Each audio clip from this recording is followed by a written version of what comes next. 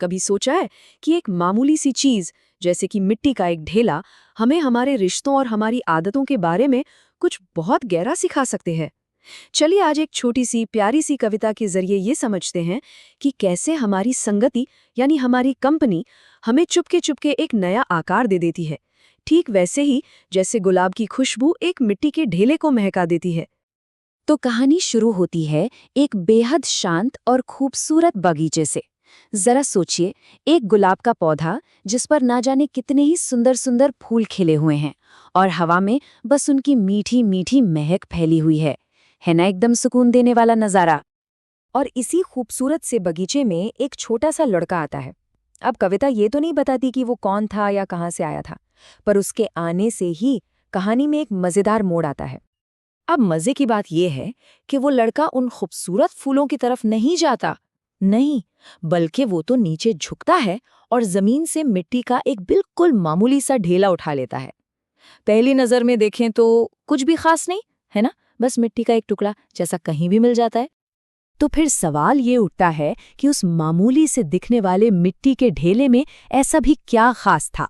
ऐसा क्या था कि लड़के का ध्यान उन खूबसूरत फूलों से हटकर उस पर चला गया? बस यहीं से इस कविता का असली रहस्य शुरू होता है। और इसका जवाब सच में हैरान कर देने वाला है। वो मिट्टी का ढेला बिल्कुल एक ताजे खिले हुए गुलाब की तरह महक रहा था।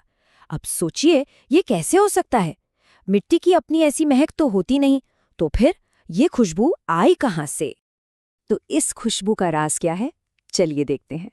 इसका जवाब कविता में ही छिपा है, और वो भी बहुत ही सरल और सुंदर तरीके से। देखिए, होता क्या था, समय के साथ वो जो सुंदर सुंदर गुलाब के फूल थे वो अपनी पंखुड़ियां बिखेरते थे, और ये सारी पंखुड़ियां कहाँ गिरती थीं? हाँ, उसी मिट्टी के ढेले पर। और बस धीरे धीरे लगातार उन खुशबूदार पंखुड़ियों के साथ रहते रहते उस मिट्टी ने उनकी मीठी सी महक को अपने अंदर सोख लिया। कितना सिंपल है ना? और जानते हैं, बस यहीं पर ये कविता एक कहानी से कहीं ज्यादा एक बहुत गहरा सबक बन जाती है।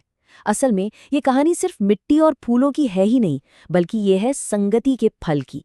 मतलब हम जिन लोगों के साथ रहते हैं, हमारी सोहबत, उसका हम पर क्या असर होता है। चलिए इसको जरा और गहराई से समझते हैं। इस पूरे सबक का जो सेंटर पॉइंट है ना, वो है शब्द संगति। संगति यानी हमारी कंपनी, हमारी सोहबत, मतलब वो लोग जिनके साथ हम अपना वक्त गुजारते हैं। ये एक छोटा सा शब्द हमें बताता है कि हमारे आसपास के माहौल और रिश्तों का हम पर कितना गहरा असर पड़ता है। और अब आती है इस कविता की सबसे पावरफुल लाइन। इसका मतलब बिल्कुल साफ है।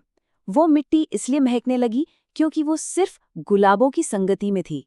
उसने खुद से कुछ नहीं किया, ये तो बस अच्छी सोहबत का असर था, और इसी को कहते हैं संगति का फल। तो चलिए अब इस छोटी सी कहानी को जरा अपनी जिंदगी से जोड़कर देखते हैं।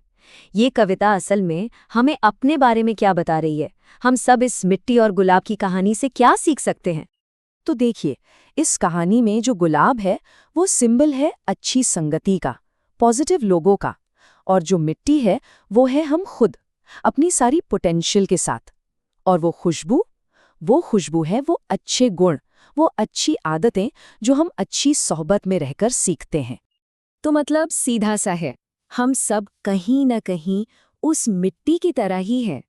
हम अनजाने में ही अपने आसपास के लोगों की खुशबू, मतलब उनके गुण अवगुण, उनकी आदतें, उनके विचार, सब कुछ सोखते रहते हैं।